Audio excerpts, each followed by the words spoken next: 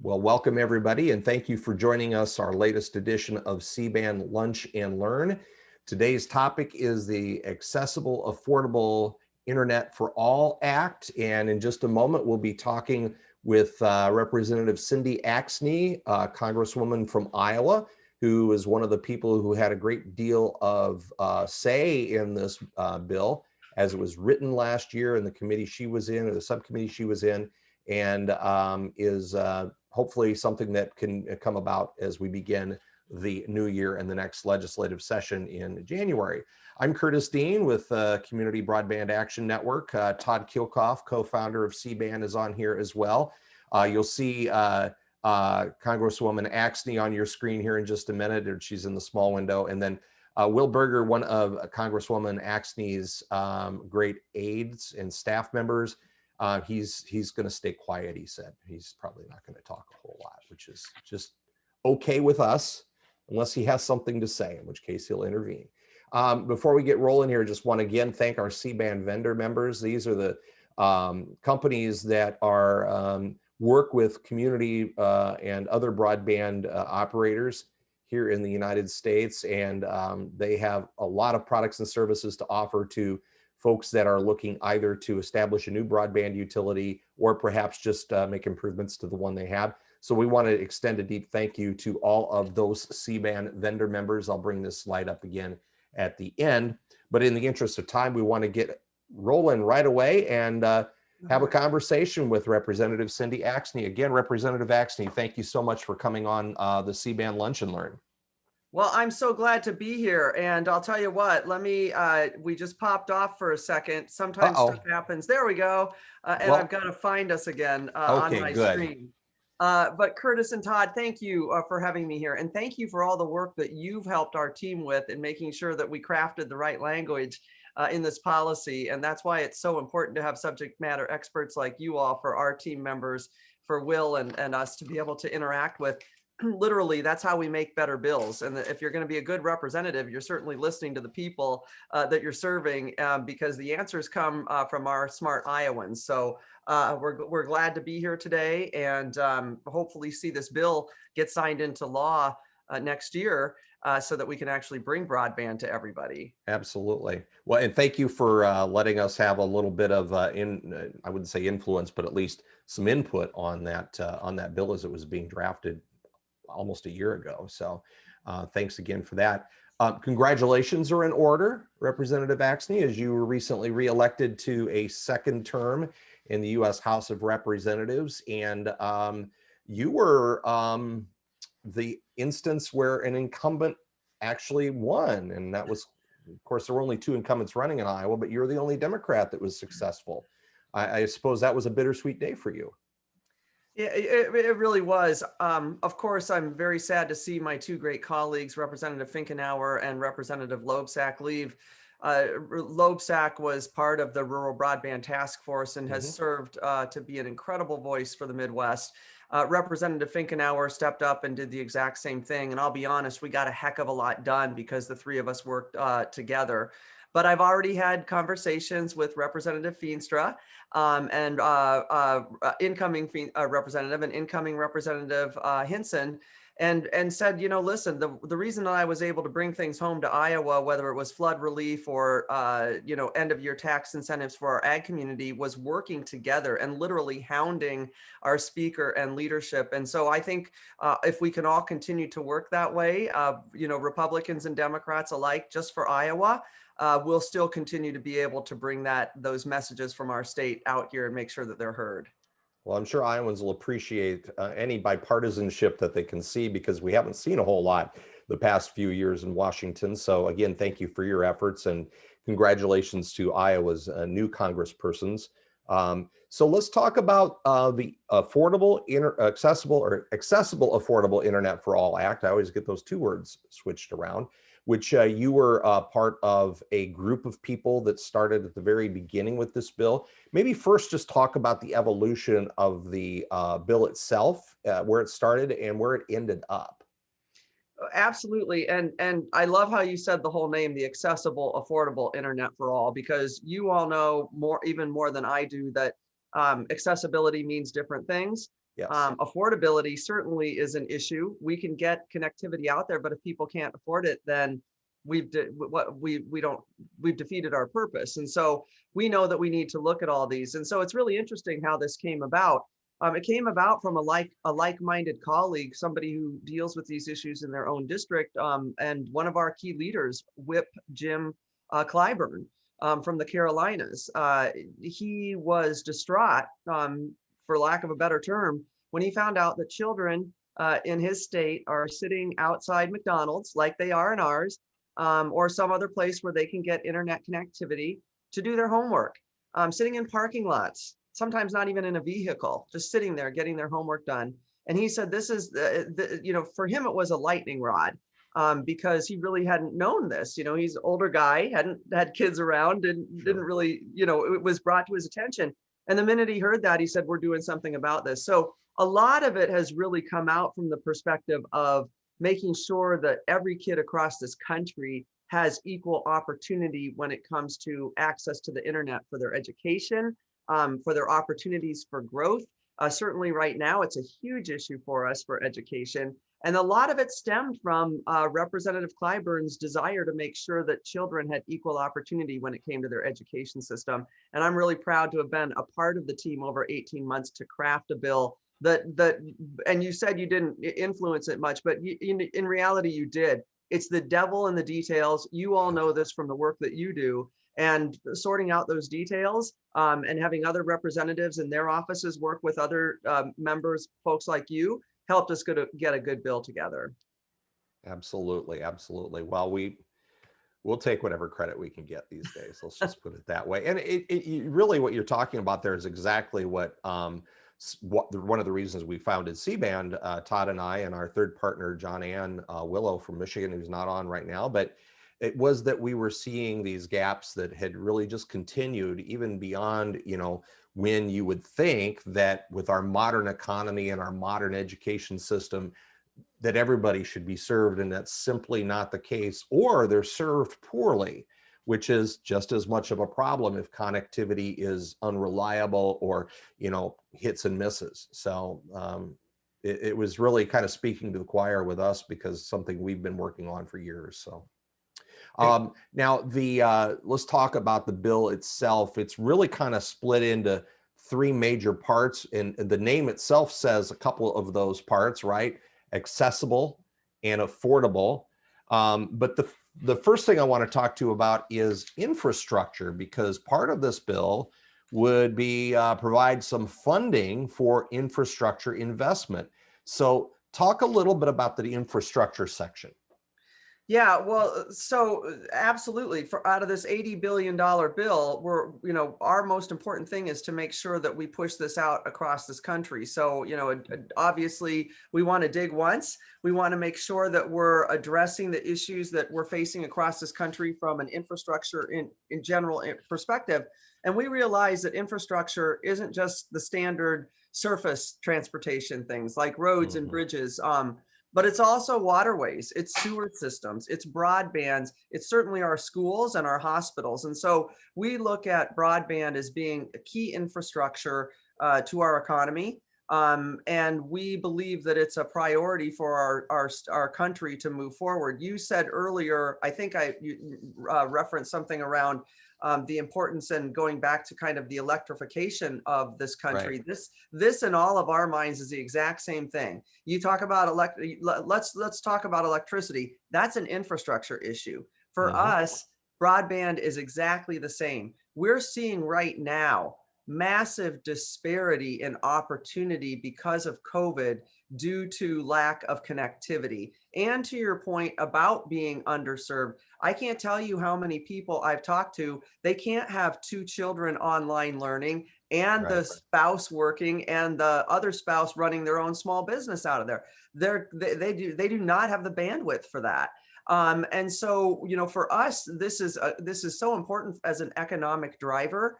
And that's why we see this as so important to an infrastructure piece of what needs to get done in this country, and why we passed it out with our infrastructure bill earlier this year, because we feel that it's something that should be done in tandem as we fix elements within our communities that have gone on unaddressed for a long time. Let's not let broadband fall into that. Let's just do it now, get it done, and make sure everybody's got the 100 connectivity that we believe should be standard across this country.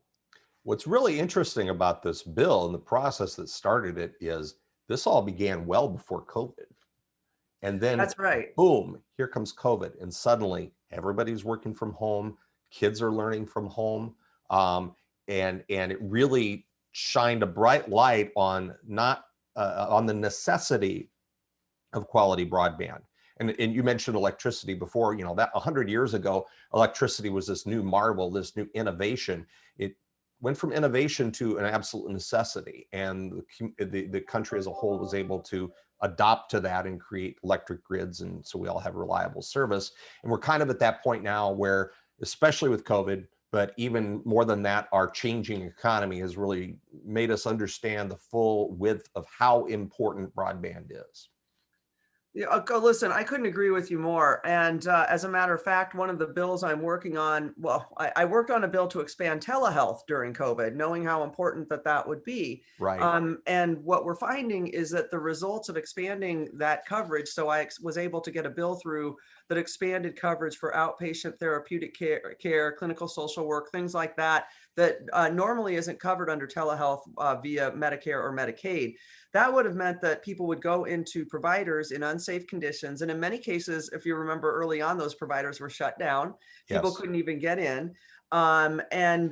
We found out that we've kept a lot more people healthy and in some cases maybe saved people's lives. So going back to our bipartisan discussion earlier today, that bill was introduced with a colleague of mine, Rep. Balderson out of Ohio. We're now taking it a next step further, and we did a piece of policy around collecting the data on how this helped us move healthcare forward during COVID, because we believe that telehealth should be expanded across the board from here on out. Here's another major need for connectivity for everybody. And I think about rural America in particular with this. I think about older Americans, and certainly Iowans fall into that category of how important it is to make sure that no matter what is happening in our country, that they've got access to good quality healthcare. And broadband connectivity is one of the key ways to make that happen.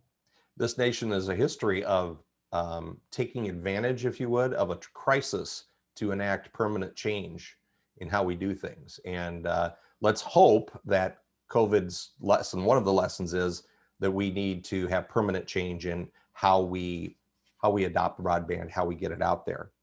Can you talk a bit about some of the coalitions being built maybe that are new, because like rural and urban having the similar issues in terms of lack of connectivity and opportunity, or maybe geographic, or not just party by party, but is this thing gaining legs in terms of a national priority?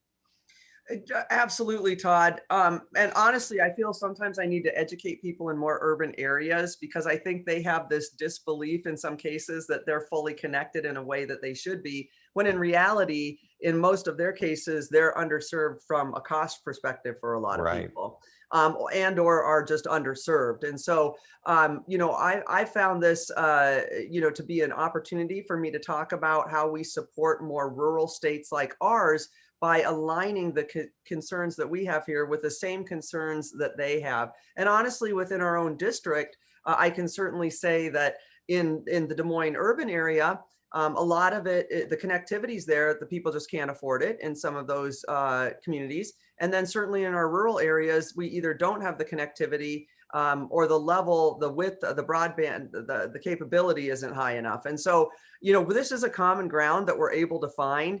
And it has opened doors, and I appreciate you bringing that up, because it's something that we all as legislators, whether we're at a local, state, or federal level, have to keep in mind that this is an issue for everybody. I'll tell you what, it's an issue for just me in West Des Moines, when we're all on board. It's just an issue across this country. And when I'm out here in DC, I rent a room in a townhouse with 3 other congresswomen. When we're all on a hearing or we're on something, we've had buffering problems. And so this this is at the highest levels, and this is down to the 5-year-old trying to get their homework done. So, Absolutely. this is not, and I appreciate you bringing that up, Todd, because when you can just talk about it from this perspective, you can automatically point out to folks, this has nothing to do with the fact that it's a rural state or an urban state or whatever region. This is just everywhere, and it's too prevalent.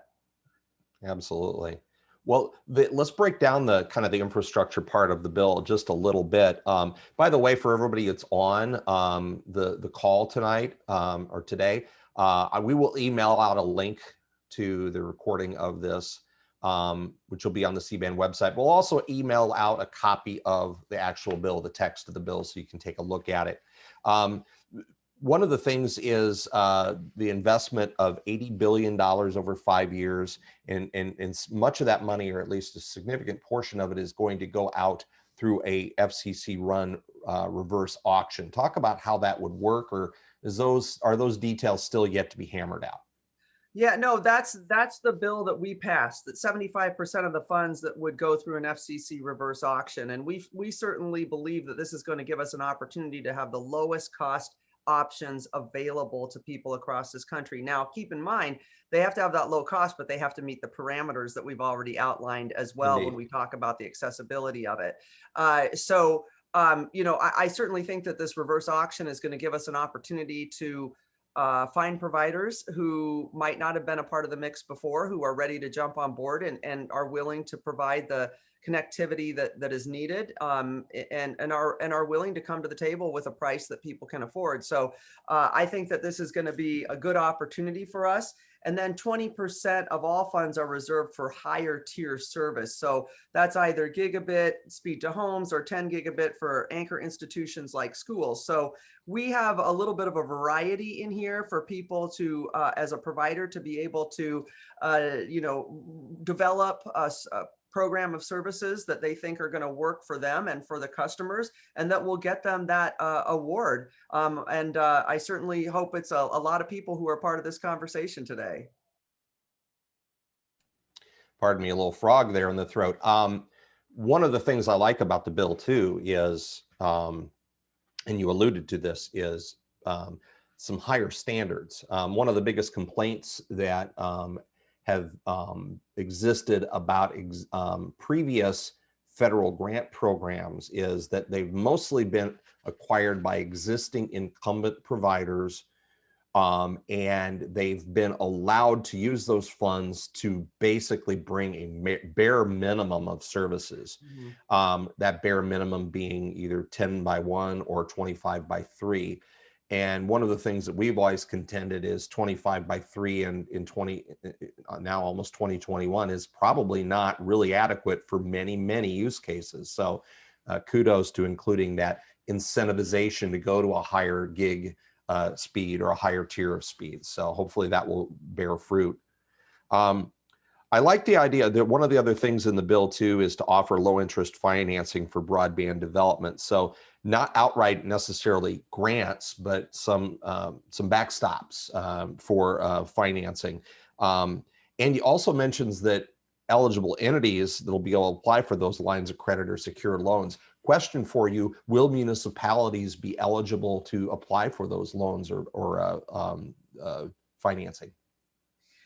Yeah, I think they will. Will, you might need to correct me on this, but I believe that they will be able to, in conjunction with a provider that's going, that will work for them. So, Okay. I think that we're going to be able to make that happen.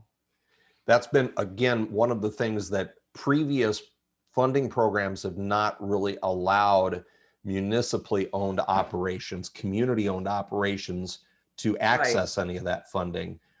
So any way to facilitate that will help fill some of these gaps, I would think. Yeah. So no, and all of these things, Curtis, is exactly why we took a year to craft this thing and, Right. and get to the nitty gritty details, issues like that, issues that related to the poor mapping across the country, all of those things that we needed to find not just one way to look at it, but multiple ways to look at it to make sure that we weren't missing a beat before rolling out something that's going to be pretty intensive bill. Well, you mentioned mapping. That's also been a sore spot with a lot of not only providers, but certainly consumers. Uh, Talk about how the mapping will change and what impact that will have on prioritization of these funds. Well, first and foremost, mapping isn't going to be the ownership of our large carriers who can somewhat manipulate the way that numbers look Right. on paper. So, our mapping looks at multiple ways to actually get onto the ground to think about who has that connectivity. I remember one of our early discussions. I think this was, very early on in my tenure, and I had been at the state fair that year and was talking to them. Was Microsoft was out there and was looking at their mapping. Well, Microsoft, because they're installed on all of our computers and most people's homes, offices, et cetera, they have a much better understanding of what speed times are because they're Right. watching it on a regular basis. So we decided to go and look at multiple experts who know exactly what's happening on the ground and as things are transmitted when it comes to speed and connectivity, not just take the word of those providers who, as you well know, as I do, maybe can fill in the box on one home in a particular area and then call it quits and say that they've got that area served. Well, that's Right. not going to fly anymore.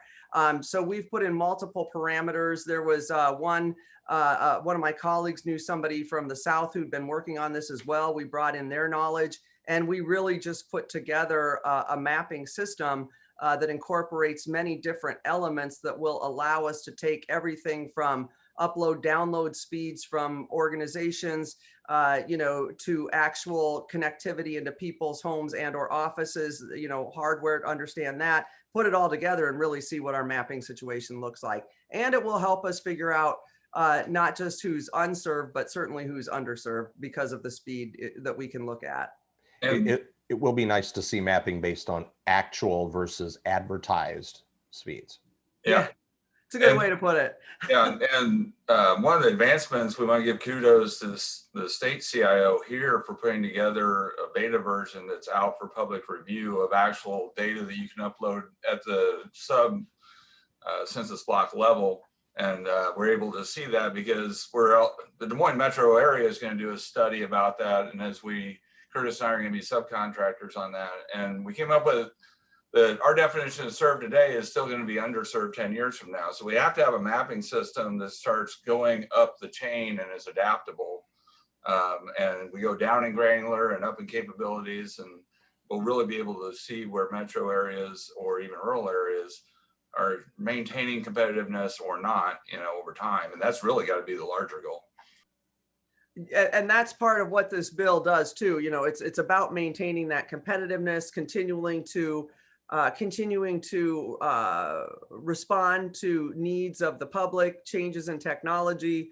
All of those things are part of who's going to get the best awards. Mhm. And the more innovative you are, the more on top of making sure that you're keeping up with changes in usage as well as changes in technology, and that you're passing savings on to your customer. All of those things are going to matter into how much applicability you have towards this. We want the good players. We want folks that are part of the CBN here to be a part of this, because I know certainly from talking with people in our community that this is where we're getting some of the best services, and those are the folks that we want to make sure have this. And I really see our community broadband providers as truly being the ones who I think it's part of their spirit, part of their value system, not, and I don't honestly see that sometimes in our larger carriers. And that's why, we're really looking for carriers like those that we are talking here today to be able to have a spot and an opportunity,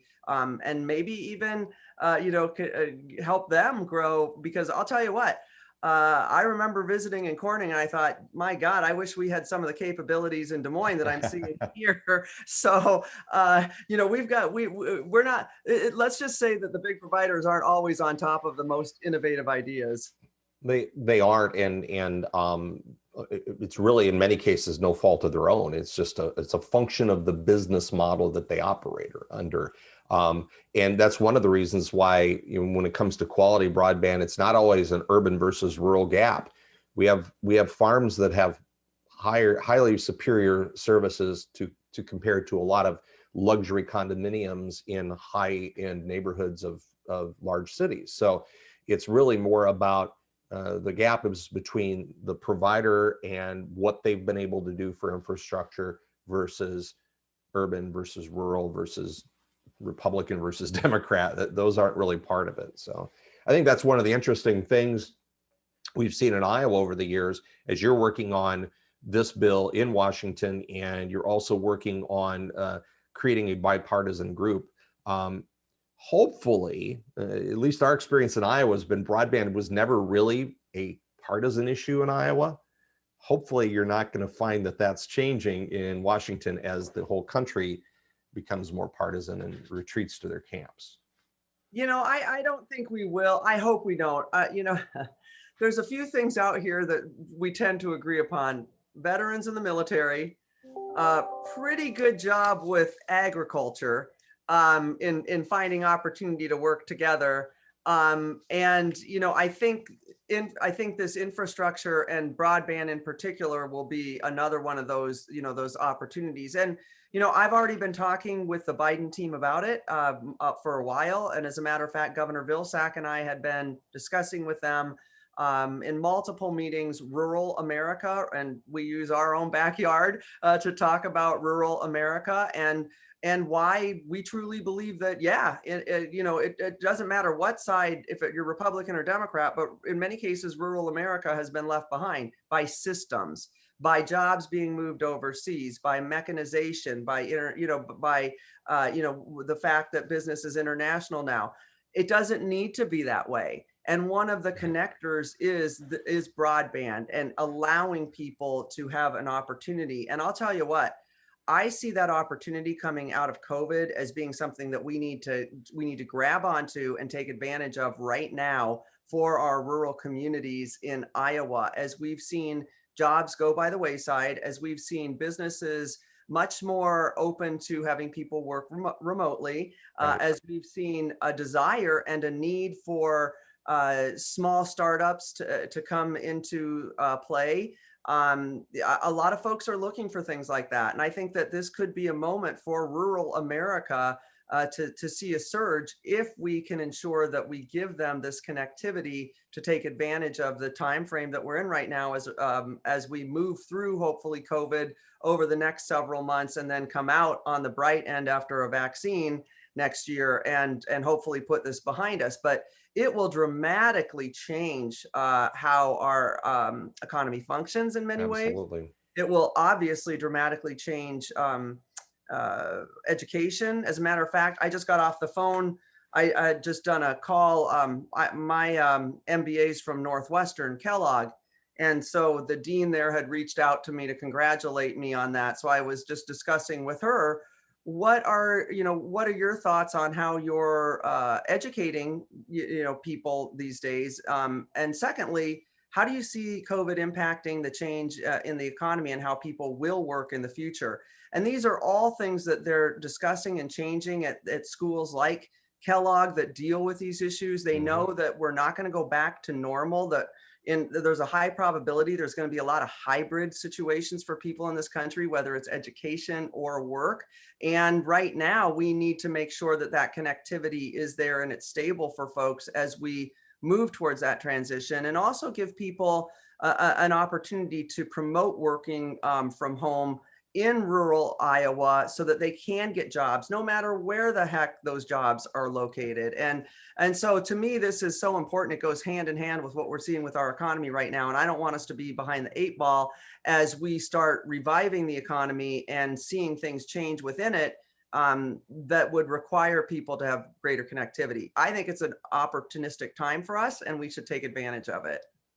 I've used it as a labor supply matching argument that, we've talked about Reaganomics is all about, freeing up the labor supply, liquidity or fluidity within it. And, you know, being able to do that through broadband now coming out of COVID, you can see the snapback in the skills jobs because of broadband connectivity, because you're quickly able to match up the imbalances in labor force and skills where that actually works. Obviously, that's not everywhere.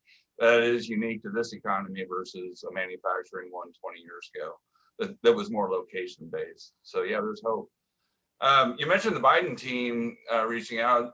One of our, I was reached out to earlier today by one of our members asking about Biden's announcement on 20 billion and how that may or may not relate to this bill in terms of, is this like a technical vehicle?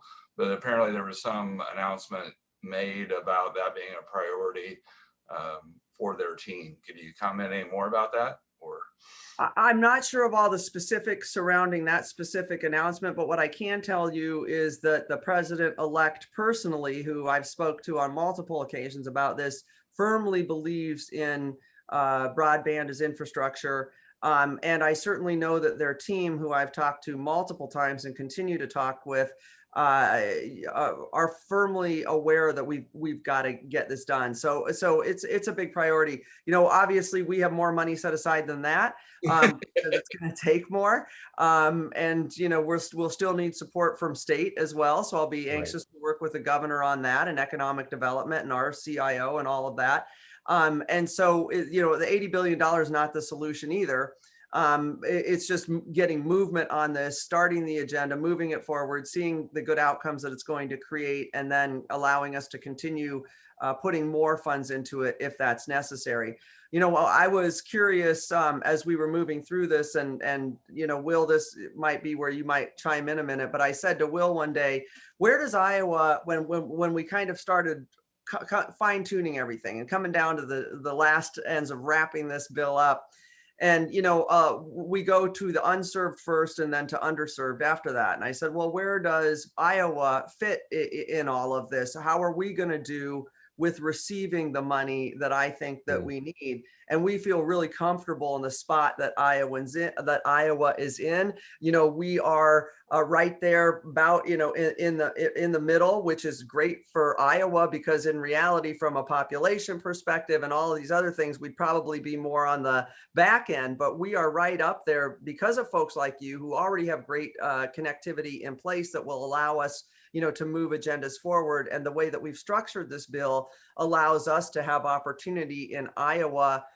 maybe a little bit more than we would have had this just been, you know, not crafted exactly the way that it was. So I think there's great opportunity. I know the Biden team wants to see this happen. You know, one of the other key pieces for everyone to keep in mind is Dr. Jill Biden is an education, you know, is going to be one of the most important voices we will see from an education perspective here in the White House. And I know this is a key priority for her. She doesn't want to see one child left behind when it comes to educational opportunity. So I think we're sitting really well right now with the Biden administration's desire to move this agenda forward, because they truly do want to ensure that we address rural needs. And they also want to make sure that we create equity in this country. And they know full well that connectivity is one of the most important ways to make that happen. For our listeners, there's three key components of that in particular that I recall. One is there's a bucket set aside for smaller projects, and that's not been the case.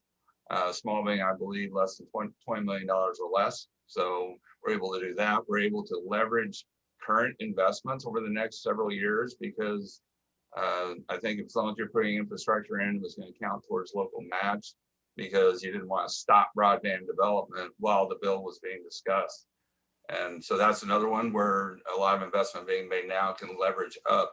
And the third part was the credit enhancement piece. Instead of it just being a grant where you're competing, the existing funds that are being developed by those rural telcos can be leveraged and borrowed against. And that's been something that's been a barrier. So we thank you for getting those things in particular. Well, thanks again for working with us on it. Absolutely. Our pleasure. We've had such a great conversation here. I completely neglected to let everybody know, if they have a question, to use the chat function. We'll try to get to some questions here at the end. Unfortunately, our hour is rapidly melting away. So if you don't mind, I'm going to move on quickly to talk about affordability. That's another element of this bill. And Representative Axne, I've always said that affordability is in the eye of the beholder. So I would think that one of the challenges that you'll have there is defining what we mean by affordability, and then providing some sort of financial incentive or some sort of way to for people who are truly unable to afford broadband to be able to get access to it. Well, I think first and foremost, we talked municipalities earlier, but we're protecting those local options is to me one of the most important things that we should be doing, because we know that folks that are on this call today are the ones who are looking to provide good cost alternatives. So this is going to be a key priority that will help us lower prices within our communities, organizations like the rural telcos that are here today.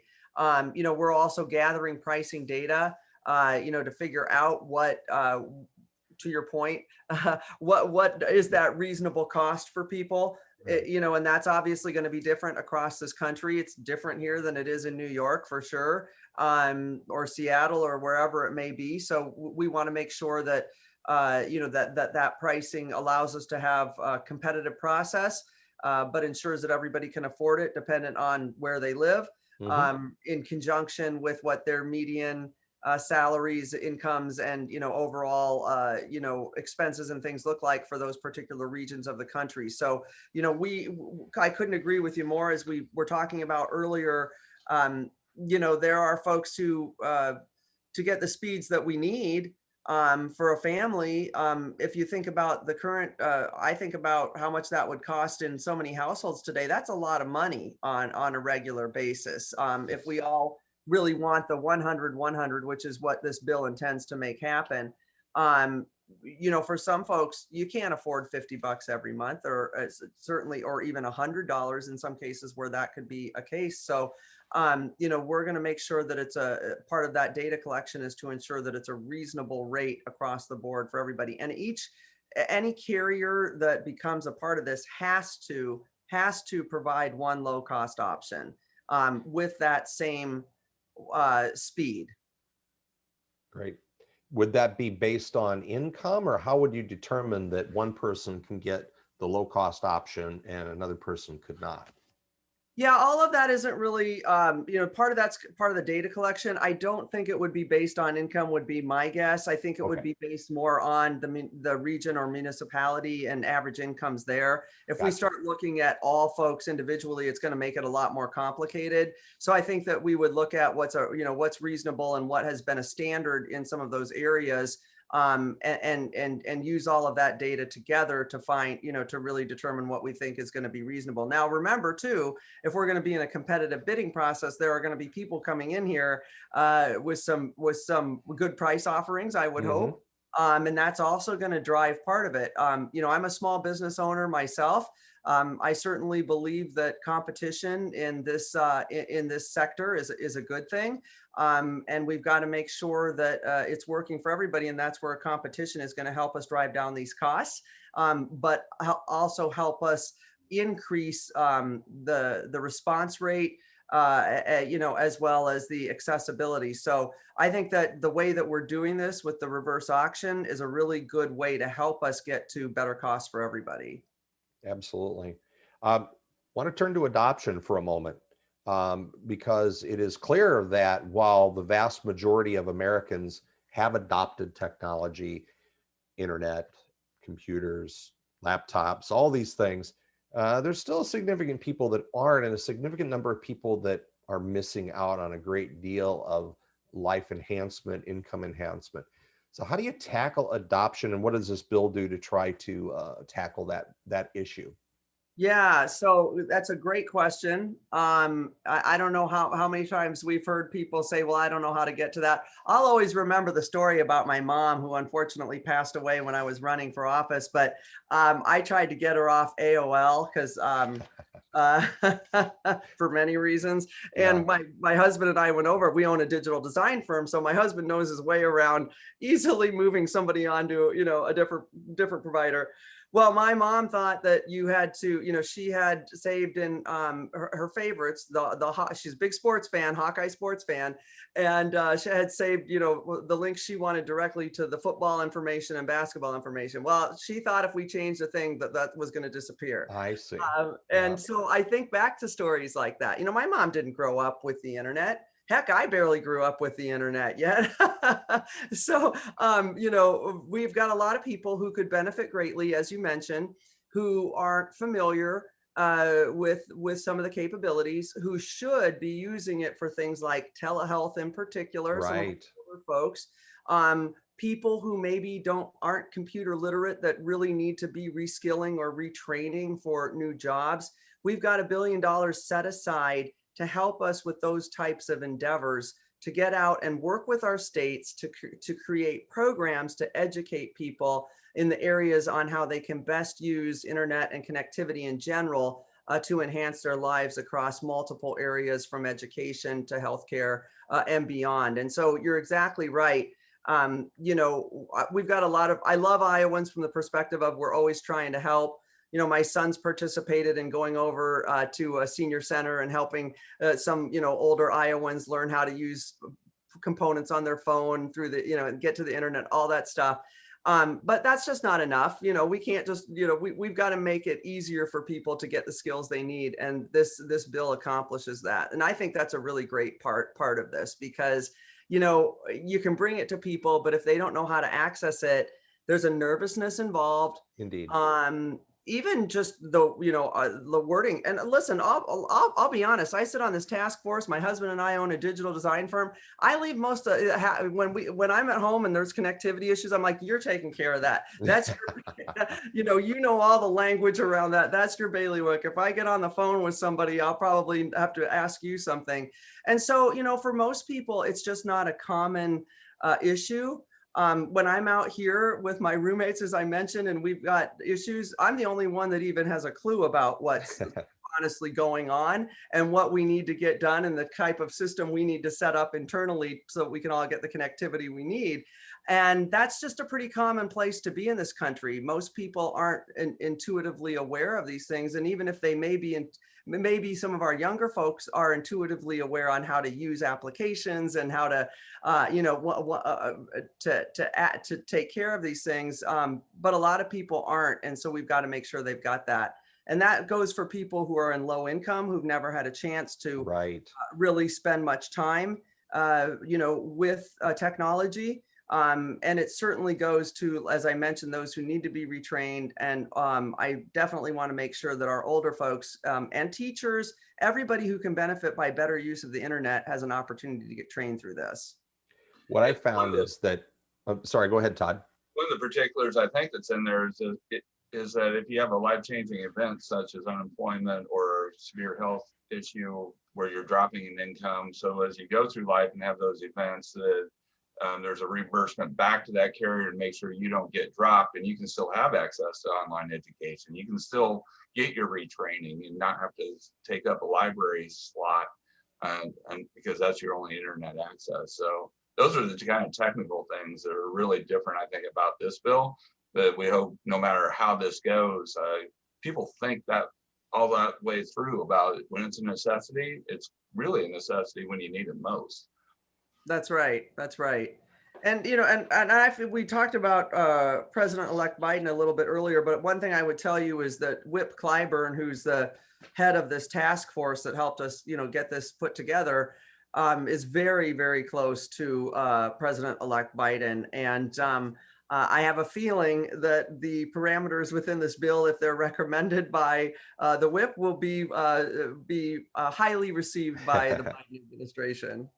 Certainly, he's earned the ear of the president-elect. Yes, he has. Helping getting him through South Carolina primary earlier this year.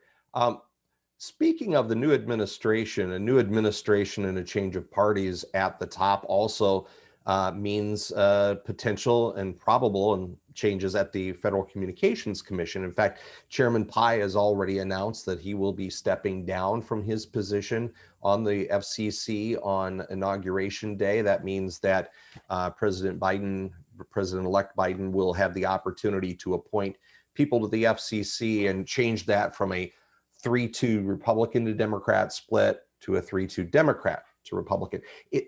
FCC plays a huge role in almost any broadband policy in this country. Yeah. Do you think that change in administration, just from the FCC standpoint, is going to be a big help with however this bill turns out? Yeah, absolutely. Listen, I think, across the board, I as a government employee previously myself and at the state of Iowa, I have great respect for the work that's done, in state, federal and local government. But I do believe that certainly there are folks who are appointed and put into positions to specifically push forward requests by whichever administration that they're working for. And, I'll be honest, this administration has always been in support of big corporations and the wealthy. And so I hope that we have somebody who will be in there that understands that we all will do better if we all do better. And having connectivity is one of the key ways that we can make that happen. I was able to spend some time in Winterset with Chair Rosenworcel. Gosh, was that last year? I think at this point, I can't even remember. Yeah, I think it was last fall. And somebody like her, who I haven't had as much time to spend with other folks on the FCC, mostly with her, but I really respected her work ethic. I believe she's got it in her heart to make sure that that this type of connectivity happens. I certainly know she's deeply concerned about education issues. And if we can make sure that we have people like that who are representing the public's needs, I think we'll be just fine. I think that, I don't know if it's official, but the hubbub is that Commissioner Rosenworcel will become the new chair of the FCC. Well, we already have an in then, Iowa, because there you go. That helps that she's actually been in the state. Although I think we've had other commissioners here for other announcements that have been made over the years, but certainly I think that might have been the first time Todd introduced himself to you guys at that meeting in Winterset. Oh, okay. Yeah. Okay. Yeah. I remember that now. No, I think she'll be great. That I know from our conversations, and we took a drive in between locations with each other, and just had a chance to chat in the back seat for quite a while. This is a woman, if she does get into that position, that's ready to go on day one and get this thing done. Great. Just want to remind everybody, we have a few minutes left. So if anybody does have a question, just use the chat window and you can put that in there, and we'll be glad to bring that up to Congresswoman Axne. Representative, the next steps with this bill, are those next steps predicated on the new Congress, or are there things that will happen between now and when the new Congress is seated next month? I think maybe it's a mixed bag of both, but the bulk of it will be in a next Congress. Okay. We have our budget to finalize before the end of the year. We certainly believe that we believe that infrastructure and broadband should be a part of that in the House. It depends on how things pan out when it comes to finalizing what the budget looks like with the Senate. Now, if we can get some good funding in there and get this bill in there, that would be fantastic. Can we get part of it? Maybe that's a possibility as well, and we can begin some of the process. But what I would tell you is, we're ready to go in this next term. We have to refile the bill, of course, and get this thing passed. And I know that, as I mentioned earlier, President Biden will be in support of a massive broadband bill like this. And I can't imagine why this wouldn't be able to go through next year. So I think that's where I think we're going to end up. I think if we'll be lucky if we get some of it into a current end of year budget bill. Sure. That won't cover all we need from this particular piece of policy that was laid out, and we'd have to go back in and shore it up next year by bringing this bill back in and shoring up whatever we weren't able to get in a budget. So we'll see how it goes. We might not get anything in a budget if we know we're going to bring this to the floor next year as well. Right. So what I can say is I believe the impetus is there. I just don't know exactly when the iron's going to strike. but certainly it's going to be a priority for us early next year. And, and I'll be honest, I told the president-elect, I remember going down to Mount Air when I was in my primary, and the folks there told me that they had to pool their money together to buy new street lamps for their town square. And I thought, Yeah. my God, if that happened even in Des Moines, that better be fixed immediately, let alone, when I tell that story to people in New York or LA, they can barely even believe it. And I said, that's why rural America believes they've been left behind, because in many cases they have. Yeah. Not going to be the mistake of, you can't point it to one party or one this or that. It's multiple issues, but it doesn't mean that it needs to be that way.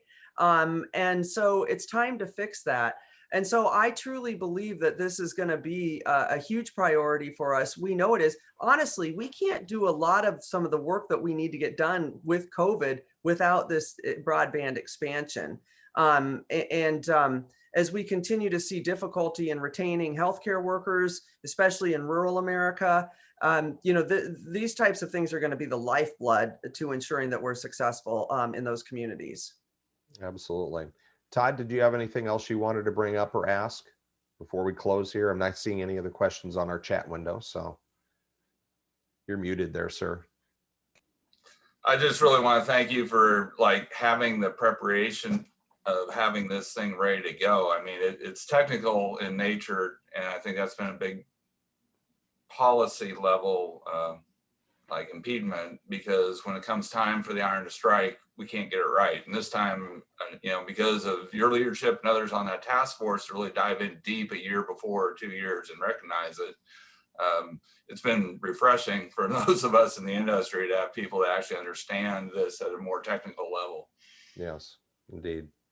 And echoing that thank you, one of our attendees did chime in and say to thank you, Congresswoman Axne, for your work to get this legislation and funding passed for rural Iowa.